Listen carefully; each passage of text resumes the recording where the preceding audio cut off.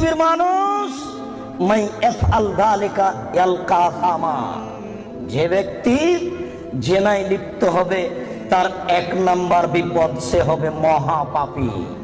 2 ইজাফলাহুল আযাব ইয়াউমাল কিয়ামা, যে ব্যক্তি জেনায় লিপ্ত হবে বিচারের তার শাস্তি দ্বিগুণ শতগুণ বেশি হয়ে যাবে। 3 ওয়ায়াখলুদ ফীহি মুহানা, সে চিরদিন জাহান্নামে থাকবে অপমান অবস্থায়।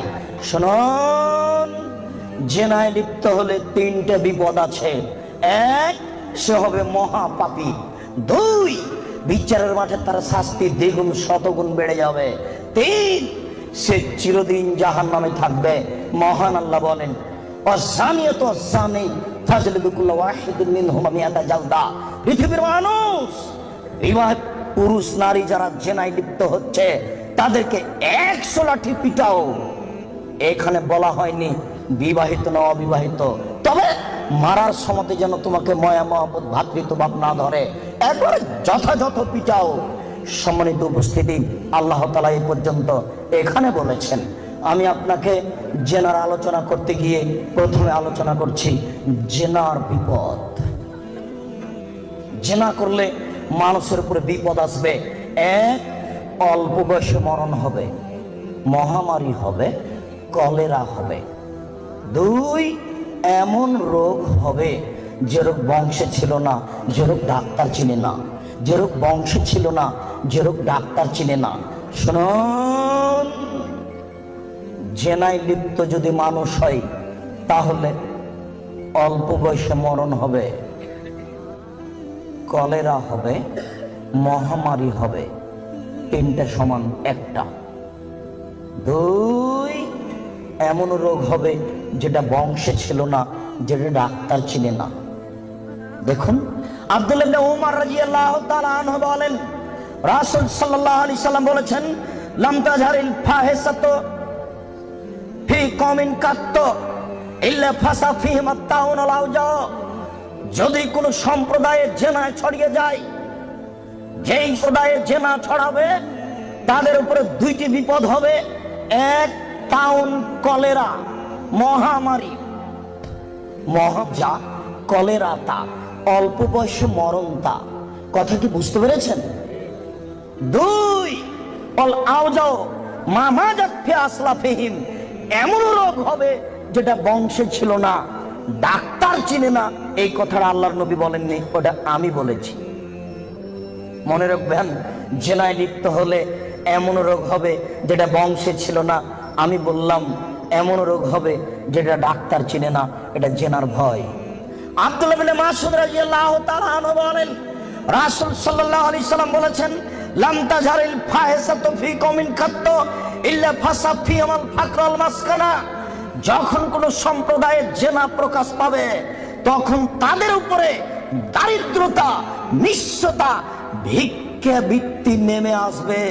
তাকে একদিন না একদিন ভিক্ষুক হতেই হবে। কোটি টাকা ইনকাম করলে তার সংসারের সুবিধা আসবে না। বউ স্ত্রী পরকীয়া প্রেমে লিপ্ত, স্বামীও পরকীয়া প্রেমে লিপ্ত, দুইজন দুইজনকে গালি দেয়। সারাদিনে 3 কোটি টাকা ইনকাম করে আর রাত্রে এসে দুজন মারামারি করে। বলেন এরা ভিক্ষুক কিনা? বলেন দেখি, এদের কি আছে জীবনে বলেন? একদিন টাকা শেষ হবেই।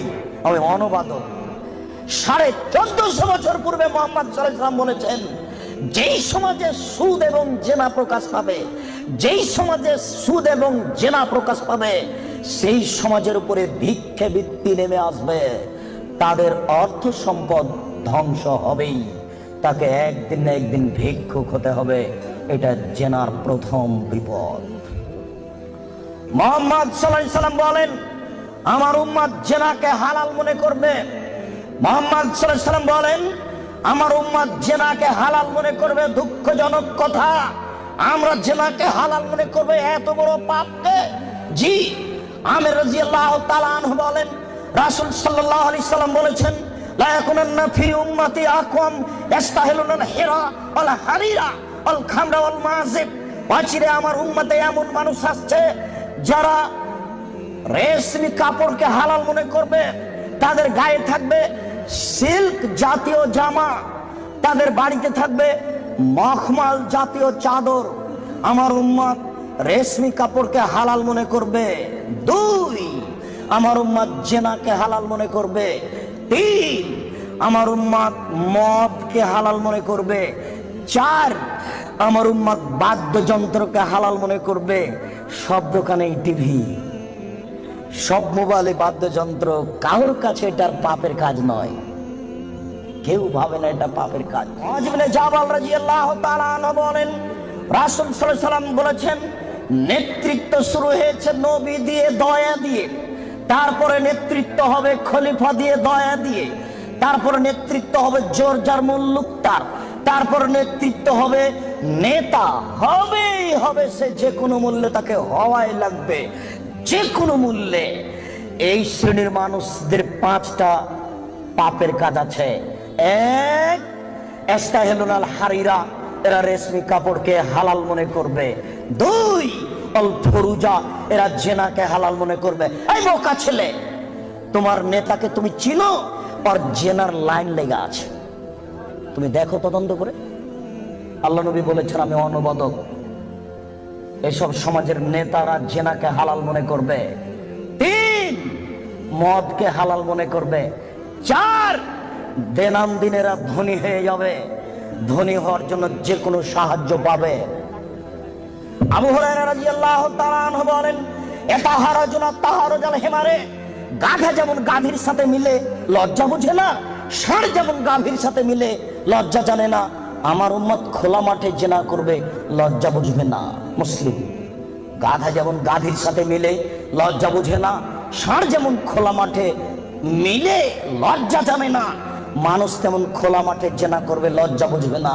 এটা আপনাকে আমি কি দিয়ে বুঝাই, আপনি নিজেই বুঝেন। এই ছেলে, রমনা পার্ক তোমার বাড়ির পাশে, তুমিও সেখানে যাও। ঢাকা বিশ্ববিদ্যালয় তোমার বাড়ির পাশে, তুমি সেখানে যাও। আর ওই কোথায় জিয়াউর রহমান সাহেব মারা গেলেন, হাড়হাড্ডি নিয়ে এসে সংসদ ভবনে পুঁতে দেওয়া হলো। শোনো, গোটা মাঠ হলো জেনার কারখানা। এই রাস্তা দিয়ে মিনিটে লক্ষ মানুষ হাঁটে। ওসি যান, দারোগা যান, চেয়ারম্যান যান, এমপি যান, মন্ত্রী যান, ডিসি যান, এডিসি যান, মিনিটে লক্ষ মানুষ যায়। দেখো তুমি এই রাস্তার উপরে যুবক যুবতীকে চেপে ধরে আছে, যুবক যুবতী রুরু রানের উপরে মাথা দিয়ে ঘুমিয়ে আছে। কেউ কিছু বলে না, বলা নাকি যায় না। কেউ কিছু বলে না, বলা নাকি যায় না, বলা নাকি অপরাধ। এই দেশে নাকি কেউ মানুষ নেই, সবাই নাকি পশু।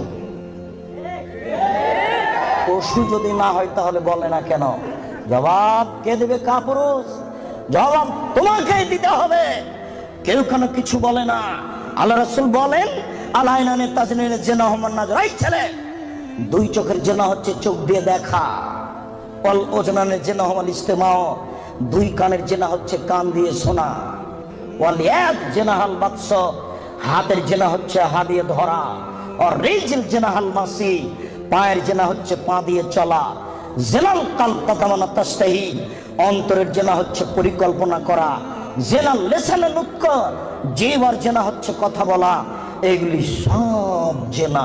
আমি অনুবাদক, হাদিস মুসলিম। এবার তুমি বাঁচো কি করে? এই ছেলে, তোমার মোবাইলে দিনরাত পতিতালয়ের মেয়ে নাচে। শোনো, আল্লাহ রাসূল বলেন, ইনাল মারাতা ইজাস্তাতারাত, যখন কোন মহিলা সাজসজ্জা গ্রহণ করে, সাজগোজ করে। দেখো তুমি বিপদে পড়েছ, তোমার বোন বিপদে পড়েছে। আমি অনুবাদক।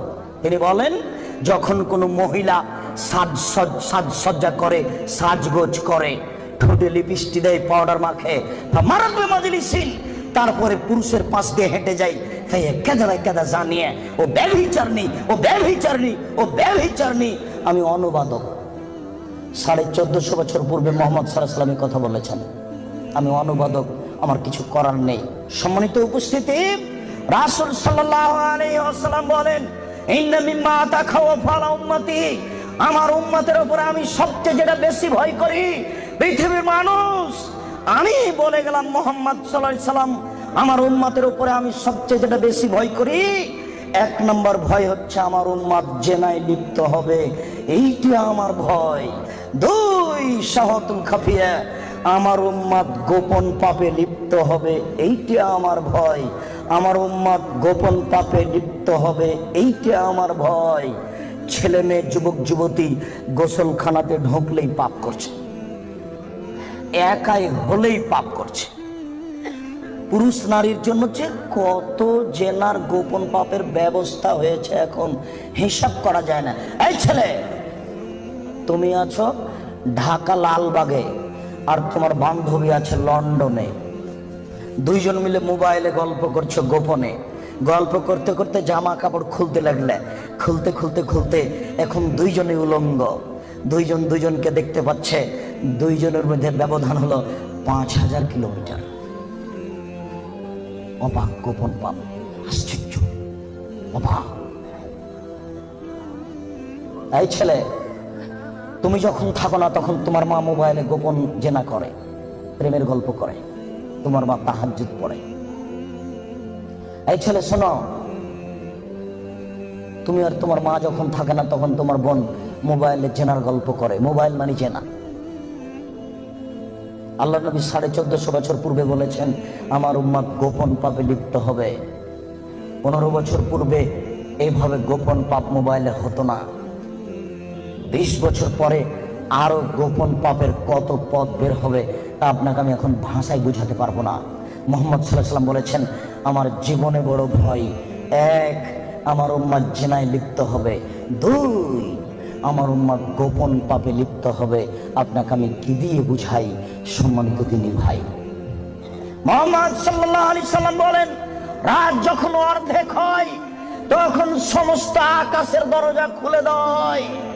যে ব্যক্তি আল্লাহর কাছে প্রার্থনা করে তার প্রার্থনা কবুল হয়ে যায়। যে ব্যক্তি যা চায় আল্লাহ তাকে তাই দিয়ে দেন। যে ব্যক্তি বিপদে পড়ে বলে আল্লাহ আমাকে বাঁচাও, আল্লাহ তাকে বাঁচিয়ে দেন। ইল্লাল বাগিন বেফারজেহা, যার জেনার সম্পর্ক আছে তার কথা কবুল হয় না। এই ছেলে শোনো, তুমি ম্যাট্রিক পরীক্ষা দিয়েছো, আল্লাহর কাছে প্রার্থনা করছো আল্লাহ আমার রেজাল্টটা ভালো করে দাও, আল্লাহ আমার রেজাল্টটা ভালো করে দাও, আমাকে গোল্ডেন দাও। আর তোমার মা তাহাজ্জুদ পড়ার পরে চোখের পানি ঝরিয়ে বলছে আল্লাহ আমার ছেলেটাকে একটা ভালো রেজাল্ট দাও, গোল্ডেন দিয়ে দাও আমার ছেলেকে। এইভাবে তোমার মা রাতের অন্ধকারে চোখের পানি অঝর নয়নে ঝরিয়ে কাঁদছে। তুমি যখন থাকো না তখন তোমার মা মোবাইলে প্রেমের গল্প করে। তোমার মা কিয়ামত পর্যন্ত কাঁদলেও তার কথা কবুল হবে না। আমি অনুবাদক, আমি বুঝাতে পারলাম না। অর্ধেক রাত হলে আকাশের দরজা কি হয়? খুলে দেওয়া হয়। যে যা চাই তাকে আল্লাহ তা দিয়ে দেন। যে যে বিষয়ে প্রার্থনা করে সেটা আল্লাহ কবুল করেন। যে যে কোনো বিপদে পড়েছে আল্লাহ তাকে উদ্ধার করেন। তবে যার জেনার সম্পর্ক আছে তার কথা আল্লাহ কবুল করেন না। আমি কি দিয়ে বুঝাই জেনা কত বড় বিপদ? আমি কি দিয়ে বোঝাই আপনাকে জেনা কত বড় বিপদ? যেটা ঘরে ঘরে হচ্ছে, যেখানে সেখানে হচ্ছে, যেটা মানুষের কাছে আজকে পাপে কাজ নয়। শোনো, মুনাফিকি করো না বক্তব্যের সাথে। এই ছেলে, তোমাকে আমি কঠিন ভাবে বলে যাচ্ছি, তুমি বক্তব্যের সাথে মুনাফিকি করো না। এখান থেকে উঠার আগে মোবাইলে যত মেয়ের নাম্বার আছে তুমি কেটে দিয়ে উঠবা। জিন্দগিতে কোনোদিন কোনো মেয়ের সাথে গল্প করো না। তোমার সাথে এ অংশে আমার জরুরি কথা আছে, তুমি একটু ধৈর্য ধারণ করো, একটু সামান্য একটু থামো। তোমার সাথে আমার আরো জরুরি কয়েকটি কথা আছে। মুহাম্মদ সাল্লাল্লাহু আলাইহি সাল্লাম বলেন আমি রাতে ঘুমিয়েছিলাম, জিবরাইল আমার ডান হাত ধরলেন, মিকাইল আমার বাম হাত ধরলেন, ধরে আমাকে নিয়ে চলে যাচ্ছেন। যেতে যেতে দেখি অনেক মানুষ আসাদু সাইন দেখা পান, ফুলে ফেফে বিশাল বিশাল আকৃতি ধারণ করে আছে। 50 হাত 100 হাত উঁচু উঁচু হয়ে আছে। ওয়ান্তানাহু রিহান, দুর্গন্ধে টিকা যায় না, এত গন্ধ। কান্নাহুল মারাহিজ, মনে হচ্ছে যেন তারা গ্রামের টয়লেট, মনে হচ্ছে যেন তারা গণশৌচাগার, মনে হচ্ছে যেন তারা গ্রামের টয়লেট, মনে হচ্ছে যেন তারা গ্রামের শৌচাগার। যেই শৌচাগার টয়লেট পরিষ্কার করা হয় না, গণশৌচাগার গন্ধে টিকা যায় না, বিশাল বিশাল রূপ ধারণ করে আছে। আমি বললাম জিবরাইল মানা হলাই কি এরা কে? জিবরাইল এরা কারা? ছি ছি ছি ছি, এরা কারা? এতক্ষণে গন্ধ, এতক্ষণে ফুলে আছে। তখন জিবরাইল বললেন অহমদ জোনাতা জাওয়ানি, এরা হলো ব্যভিচার, ব্যভিচারিণী। বলো যুবক, মোটা মোটা হ্যাঁ ফুলে আছে, খুব গন্ধ, এরা কারা? ব্যভিচার, ব্যভিচারিণী। তুমি সাবধান থাকো, তুমি একটু অপেক্ষা করো। শুনুন, আল্লাহ নবী বলছেন যে আমার ডান হাত জিবরাইল ধরলেন, বাম হাত মেকাইল ধরলেন, ধরে নিয়ে চলে যাচ্ছেন। যেতে যেতে দেখি একটা গর্ত, চুলার মতো। কোন চুলা? যাতে তন্দুরি রুটি হয়। তন্দুরি রুটির চুলা দেখেছেন? ভিতরে রুটি দিয়ে সিদ্ধ হলে বের করে নেওয়া হয়, এরকম চুলা। তার ভিতরে দেখি ধাঁধা ধাঁধা ধাঁধা করে আগুন জ্বলছে। ইরতাফাও ইরতাফাও, আগুন যখন জোরে জ্বলে উঠছে তখন ওর ভিতরে যা কিছু আছে সব উপরে চলে যাচ্ছে। হাজা খামেদাত রাজাউ ফিহা। আর যখন আগুনটা কমে আসছে তখন সব নিচের দিকে চলে যাচ্ছে। ফিহারে চালন অনিসাউন ওরাতন, তাতে দেখি পুরুষ এবং নারী জমা ধরে আছে উলঙ্গ অবস্থায়, পরনে কাপড় নেই কারো, এভাবে জমা ধরে আছে উলঙ্গ অবস্থায়। আগুন যখন জোরে জ্বলে উঠছে দাদা দাদা দাদা করে উপরে চলে যাচ্ছে, আবার যখন আগুন কমে যাচ্ছে তখন নিচের দিকে চলে যাচ্ছে। আর উপরে উঠলে মনে হচ্ছে যেন বের হয়ে পড়ে যাবে। দেখে সেখানে পুরুষ এবং নারী উলঙ্গ অবস্থায় জ্বলছে। আমি বললাম জিবরাইল মানাউলা, এরা কারা? তখন জিবরাইল বললেন অহমদ জনাত, তারা হলো ব্যভিচার, ব্যভিচারিণী।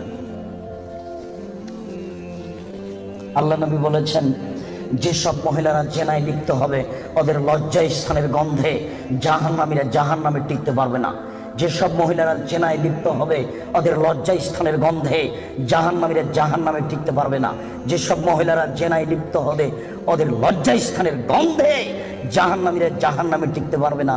মুহাম্মদ সাল্লাল্লাহু আলাইহি সাল্লাম বলেছেন।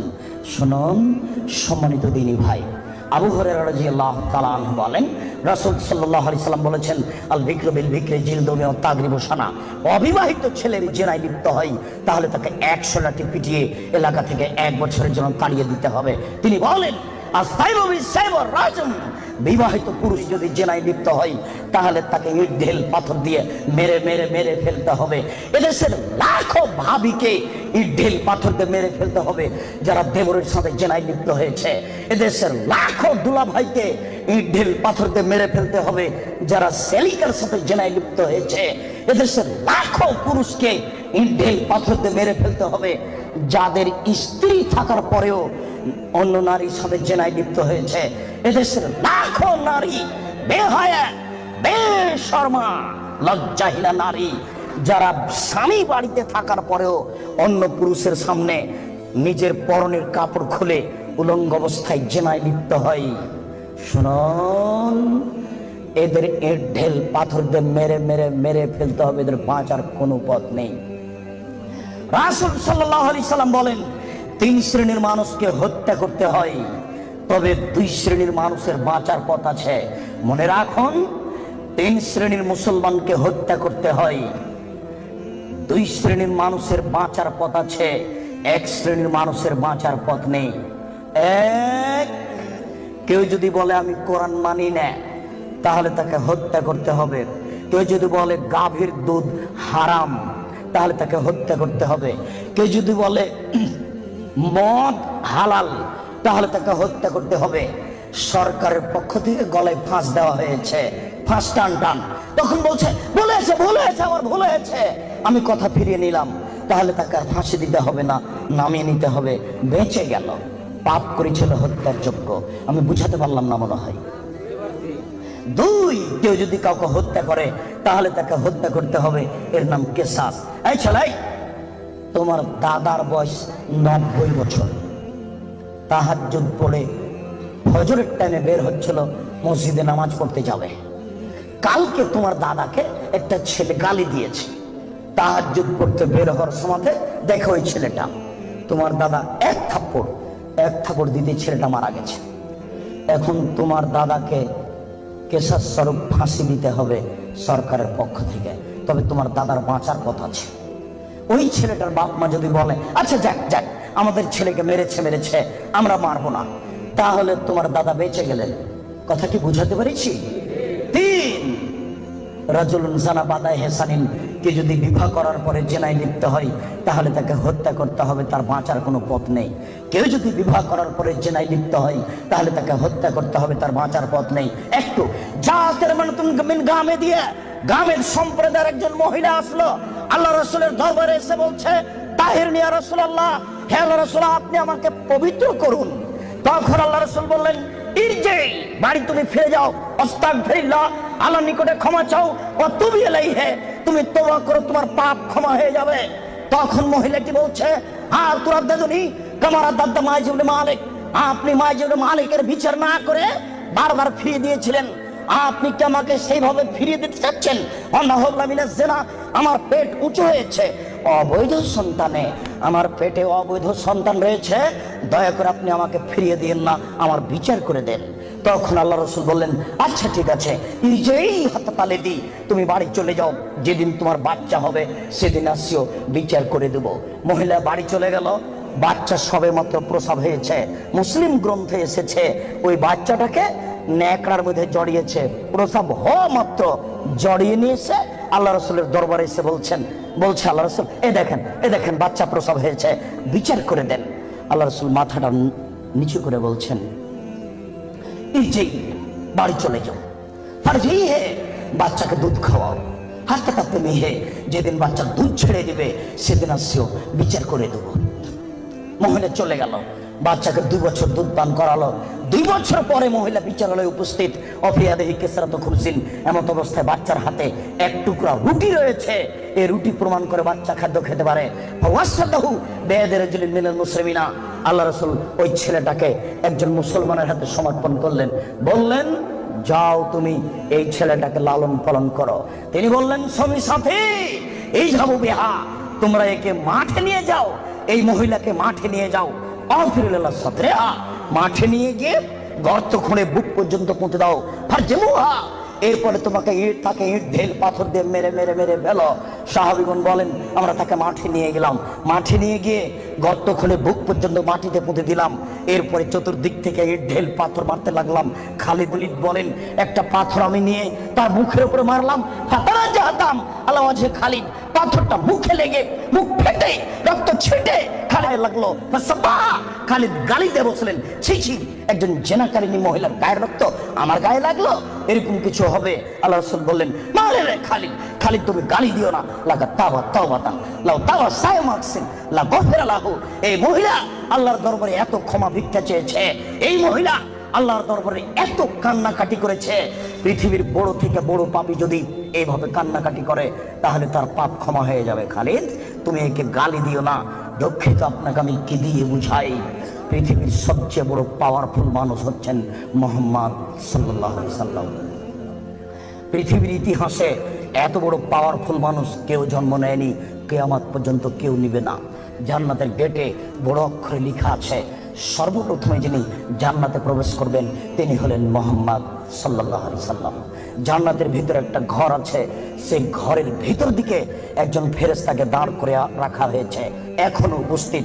তাকে বলা হয়েছে, কেউ যদি বাহির থেকে এসে ঠক ঠক করে শব্দ দেয়, কে যদি বাহির থেকে বলে মুহাম্মদ, তাহলে এই দরজা খুলে দিও, এই ঘর মুহাম্মদ ছাড়া কারোর জন্য খোলা হবে না। আপনাকে আমি কি দিয়ে বুঝাই মুহাম্মদ সাল্লাল্লাহু আলাইহি সাল্লাম কত বড় পাওয়ারফুল মানুষ। বিচারের মাঠে ইব্রাহিম আলাইহিস সালাম বলবেন, কাদ গাজিবা আলাইয়া রাব্বি, আমার প্রতিপালক আমার উপরে রাগ করেছেন, মা গাজিবা মিন কাল্লালা বাদ, আমার প্রতিপালক এইরকম রাগ পূর্বেও কোনোদিন করেননি, ভবিষ্যতেও কোনোদিন করবেন না। নফসি নফসি, আমার চেয়ে কি হয় তা আমি নিজেই বুঝি না। এইভাবে চিল্লাচিল্লি করবেন ইব্রাহিম আলাইহিস সালাম। আপনার হুজুরের কি হবে, পীর সাহেবের, আপনাকে আমি কি দিয়ে বুঝাই? শুনুন, ওই সময়তে মুহাম্মদ সাল্লাল্লাহু আলাইহি সাল্লাম সিজদায় পড়বেন, তখন আল্লাহ বলবেন, এই ফারাসাক সালতুতা আসফাতু সাফা, মুহাম্মদ মাথা উঠান, বলেন যা বলবেন তাই মেনে নিব। যেই কথা বলবেন আমি সে কথা গ্রহণ করব। আপনি মাথা উঠান না, আপনি বলেন না আমাকে কি বলছেন, আমি আল্লাহ, আপনি যা বলবেন তাই মেনে নিব। এত বড় পাওয়ারফুল মানুষ একটু বলতে পারলেন না, যাও যাও তোমার বিচার হবে না, তোমার পাপ ক্ষমা হয়ে গেছে, যাও তোমার বিচার হবে না, এই কথা তিনি বলতে পারলেন না। এত বড় পাওয়ারফুল মানুষ, তিনি খালি বললেন, খালিদ তুমি একে গালি দিও না, এত তওবা করেছে, এরকম তওবা যদি বড় থেকে বড় পাপী করে তাহলে তার পাপকে ক্ষমা করা হবে খালিদ, তার মানে এর পাপ ক্ষমা হয়ে গেছে। তাই তো তিনি জানাজা করলেন, তাই তো তিনি কাফন দাফন করলেন, কিন্তু তিনি তাকে বলতে পারলেন না, যাও যাও তোমার বিচার হবে না, তোমার পাপ ক্ষমা হয়ে গেছে। পৃথিবীর সবচেয়ে বড় পাওয়ারফুল মানুষ কথা বলতে পারলেন না। তার মানে বিবাহ করার পরে জেনায় লিপ্ত হলে তার দুনিয়াতে বেঁচে থাকার কোনো সুযোগ নেই। আমি আপনাকে কি দিয়ে বুঝাই শরীয়ত কি জিনিস। বিবাহ করার পরে জেনায় লিপ্ত হলে তার বেঁচে থাকার কোনো সুযোগ নেই। আব্দুর রাজ্জাক সাহেব, কথা বুঝেছি, একটু দয়া করে কোনো পথঘাট বলেন। জি পথঘাট আছে, চিন্তা করবেন না, নিরাশার কিছু নেই। শুনুন, নিরাশার কিছু নেই। এই পাপ কার সাথে জড়িত? আল্লাহর সাথে জড়িত। আল্লাহ নবী বলেছেন, কেউ যদি জেনে শুনে 1 টাকা সুদ খায়, 36 বার জেনা করে যত পাপ হবে, 1 টাকা সুদ খেলে তার চেয়ে বেশি পাপ হবে। তিনি বলেছেন, সুদের পাপের 70টি ভাগ রয়েছে, ছোট ভাগ হলো মার সাথে জেনা করলে যেমন পাপ হয়। সুদ যত বড়ই পাপ হোক না কেন, সুদের পাপ কার সাথে জড়িত? আল্লাহর সাথে জড়িত। জেনার পাপ কার সাথে জড়িত? আল্লাহর সাথে জড়িত। যুবক, তুমি নিরাশা হবা না, নিরাশার কিছু নেই। শোনো, ওই মোড়ে উঠে এইখানে রিক্সা থেকে নেমে রিক্সাওয়ালাকে বলছো, এই রিক্সাওয়ালা কয় টাকা ভাড়া রে? 40 টাকা। হ্যাঁ বেটা, 20 টাকা ভাড়া, 40 টাকা চাও। 1 থাপ্পড় দিয়ে 20 টাকা দিয়ে বিদায় করে দিলে। এখন এই পাপ তওবা করে ক্ষমা হবে না, মরা পর্যন্ত কাঁদলেও হবে না। এটা খুবই জটিল। জেনার পাপের চেয়ে রিক্সাওয়ালাকে একটা থাপ্পড় মারা কত যে কঠিন, আপনাকে আমি কি দিয়ে বুঝাই। এই ছেলে, তোমার বাপ দলীয় দাপটে জমি দখল করেছে, দিন রাত যদি তোমার বাপ তাহাজ্জুদ পড়ে হবে না। শফিকুল ইসলাম জাগরণী বলেছেন, লাভ হবে না, কবর পাকা করে দিয়েছেন। বাপের কবর যদি স্বর্ণ দিয়ে বানান কোনো লাভ হবে না। নজরুল ইসলাম বলেছেন, মসজিদের পাশে কবর দিও ভাই। মসজিদের পাশে কেন, আপনার ফের কবর যদি কাবা ঘরের নিচে ঢুকিয়ে দেন 1 পয়সা লাভ হবে না। শুনুন, রিক্সাওয়ালাকে থাপ্পড় মেরেছেন, ক্ষমার পেতে কোনো সুযোগ নেই।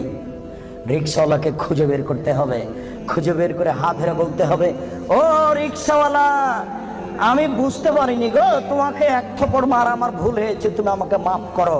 এই কথা বলার পূর্ব পর্যন্ত পৃথিবীতে কোথাও ক্ষমা নেই। এরা মানুষের সাথে জড়িত পাপ। এই ছেলে, তুমি দিন রাত গরু জবাই করা, কসাই গোস্ত বিক্রি করো, কোটি টাকা ইনকাম করো, তাতে আসে যায় না। কোটি টাকা ইনকাম করো, তাতে আসে যায় না। প্রত্যেক দাঁড়িতে 50 করে গোস্ত কম দিয়েছ, এখন ক্ষমা নেও দেখি। কিয়ামত পর্যন্ত তওবা করলে এই পাপ ক্ষমা হবে না। জেনা যত বড়ই পাপ হোক না কেন, গোস্ত ঠগিয়ে বিক্রি করার চেয়ে ছোট, গোস্ত ঠগিয়ে বিক্রি করার চেয়ে অনেক বেশি বড় পাপ। এই ছেলে, তুমি তো শহরে প্রতারণা দিয়ে ব্যবসা করছো, এটা দাম কত? 1500। তুমি জানো যে এর দাম 300। আচ্ছা 300, তুমি 500 চাও। চলন্ত বাজার যদি এর 2000 টাকা হয় তো বোঝায়, তুমি জেনে শুনে বললে 1500 টাকা, তার মানে তুমি প্রতারণা দিয়েছ। একদিনে যদি কোটি টাকা ইনকাম হয় তবু তোমাকে একদিন ভিক্ষুক হতেই হবে। তুমি এইভাবে ব্যবসা কোনোদিন সফলতা অর্জন করতে পারবে না। শোনো, ডবল দাম নেওয়া যায়, প্রমাণ 10 গুণ দাম নেওয়া যায় যদি চলন্ত বাজার সেটা হয়। প্রমাণ, আল্লাহ রাসূল বলেন, আনাস, এই যে 1 টাকা নাও, ছাগল কিনে নিয়ে আসো। আনাস বাজারে গিয়ে 1 টাকা দিয়ে ছাগল কিনে আরেক জায়গাতে 2 টাকায় বিক্রি করেছেন, 2 টাকা দিয়ে বিক্রি করে আবার 1 টাকা দিয়ে একটা ছাগল কিনেছেন আর 1 টাকা নিয়ে চলে এসেছেন। আল্লাহ রাসূল এনেন একটা ছাগল আর একটা টাকা। আনাস, কি ব্যাপার, তোমাকে যে আমি টাকা দিয়েছি একটা ছাগল কেনার জন্য, তো টাকাও দিচ্ছ ছাগলও যে দিচ্ছ? আল্লাহ রাসূল, আমি বাজারে একটা ছাগল কিনে ওকে 2 টাকায় বিক্রি করেছি, তারপরে 1 টাকা দিয়ে আরেকটা ছাগল কিনেছি আর 1 টাকা ফিরে নিয়ে এসেছি। আচ্ছা আচ্ছা, বারাকাল্লাহু ফি তিজারাতিক, আল্লাহ তোমার ব্যবসাতে বরকত দান করুক। কি বুঝলেন? ডবল দামে বিক্রি করেছে। ঢাকার ওই পারে যদি 1 টাকা বড় 600 টাকা গজ হয়, আর এই পারে যদি 1200 টাকা গজ হয় তবুও জায়েজ। হোমিও ডাক্তার আমাকে বলছে, আব্দুর রাজ্জাক সাহেব, মাত্র এই বোতলে 10 টাকার ওষুধ আছে, আমি এখান থেকে 1 ফোঁটা ওষুধ দিয়ে 3000 টাকা নিই।